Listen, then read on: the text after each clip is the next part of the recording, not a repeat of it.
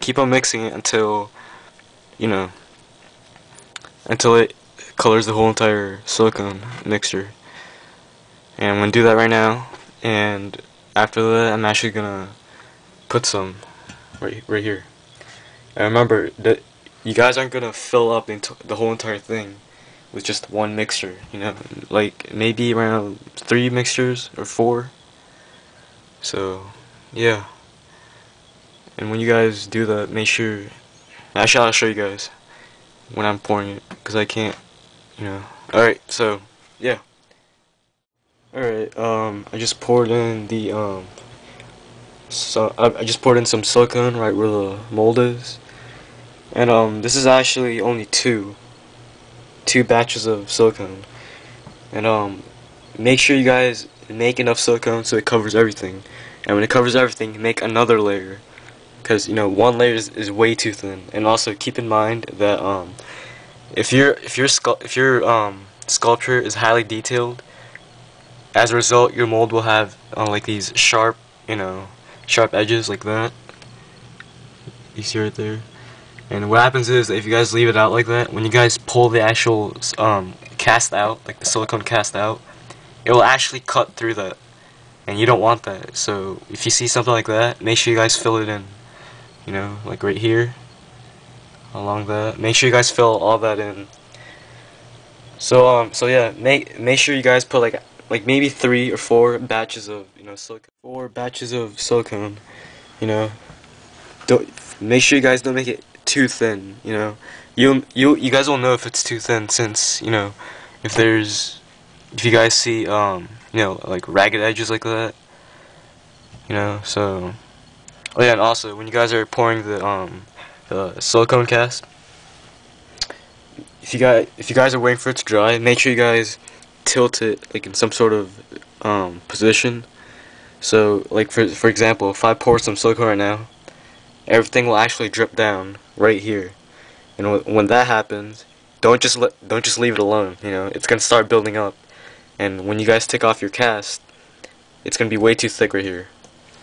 So what you guys can do is, while it's drying up, you guys can actually like scoop it back up and pour it right here, back to the top, and let it drop down again. Pour, and you guys might even get another scoop and put it somewhere else where it may another spot in which it may need to be, like these spots right here. These are actually weak spots, and the reason why I call them weak spots is because they're thin. I don't even have to feel them or look at them. I know they're thin already. So they need more silicone, and what you can do is you can scoop some silicone that build it up all the way in the bottom, and you guys can scoop that up and put some like right here, or maybe at the top. So yeah, and as you can see, I already did that. I don't know if you guys can see that, like the drops, like, see that? That's already dry, so it didn't get a chance to go all the way back to the bottom. So make sure you guys watch out for that. So don't let any silicone batches build up somewhere in the silicone itself. And also, don't leave your silicone flat like that. If you leave it flat, once again, it's gonna build up. Especially if it's in the nose area, and I'll show you guys that right now. So right here, oh, you guys can see that. Well, anyways, this is basically the face of the sculpture. And when you guys once again, when you guys are applying silicone, make sure you guys tilt it like vertically. If you guys don't tilt it vertically, once again, the silicone is gonna build up in the middle. And what's in the middle? The nose. And if the nose socket is filled up, and when you guys wear it, the silicone is actually gonna push your nose, and it's gonna hurt. So see how that's kind of hollow? It's kind of dark. So yeah, make sure you guys don't let any silicone build up around spots, and make sure you guys support some of the ragged edges by adding more silicone to it, so that you guys can prevent it from ripping. So yeah, here's a review. Make sure you guys add 4 batches, at least 4 or 3, it doesn't matter, of silicone per mold. But if you guys are doing half masks, in the other hand, similar to that, all you guys really need is 2. That's pretty much it. Or 3. But I prefer 2. So yeah, that's casting for silicone. And this is main step 4. So yeah, I'll show you guys what to do next after, you know, after I add more silicone to this part of the mold. Alright guys, this is day 11, and we're about to finish up main step number 4, which is casting. Alright, so let me just mute my Xbox Live friends. Right there. Okay, so basically, if you're doing silicone, first of all, it should look like this, you know. It should have like a decent, layered, you know, amount of silicone.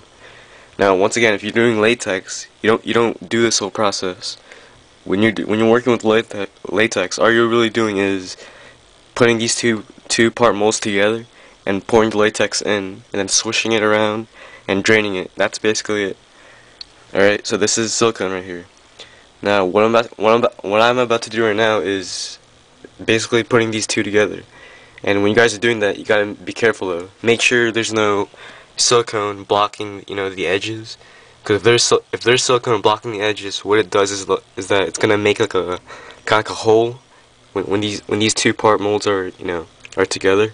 It's gonna make like a slit in the mold itself, you know. So make sure you guys get off like see, like right there. But this shouldn't, you know, do anything because it's really thin. So make sure you guys take these off, you know, like around the edges and stuff. So yeah, and I'll show you guys. And this is the part where the registration keys come in. What you're basically doing is when you put these two part molds together, the positive registration keys will lock into the negative registration keys, you know. So it's kind of like a hole, you know. Think of as like a golf going to a hole. See how that works? Kind of like that. So I'll show you guys later. Or I'll show you guys right now, actually, what it looks like to have these two part molds together. Alright guys, so this is what it looks like if the two part molds are together. Alright, see how the registration keys are, you know, locking in to the two parts itself, you know. See how it's like, you know, sturdy. So that's the purpose of the registration keys. But that's not all though. Especially for two part molds, you guys need to use like this buckle that you got, this belt buckle that you guys can purchase in Monster Makers. Now I can't really explain how to like put this on, you know, but when you guys do buy this, it actually comes with instructions, you know, like that. See that? It actually comes with instructions, so don't worry about that. So the purpose of the registration keys is that so that it won't wobble around, so that the actual cast itself is, you know, like it stays as a whole. Now the purpose of this is so that the two part molds won't, you know, jump around. So it should look like something like this, you know. So that's it basically. And I want to put this on right now. Alright guys, as you can see, I've put on the belt buckle, and as you can see, it's loose, and it's supposed to look like that.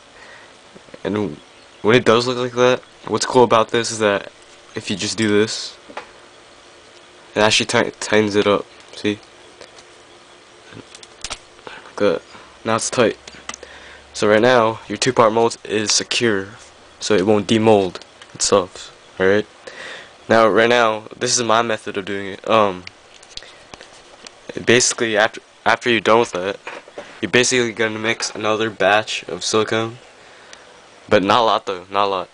You're gonna mix a small amount, and you guys are gonna use like a popsicle stick, and don't use a paintbrush, because you know silicone ruins paintbrushes. When you guys use a popsicle stick, you guys are just basically gonna apply some silicone right here, and all the way, and you know, so you can, you know, seal the seam line, so that this two part mold, like the silicone in it, can act as one mask.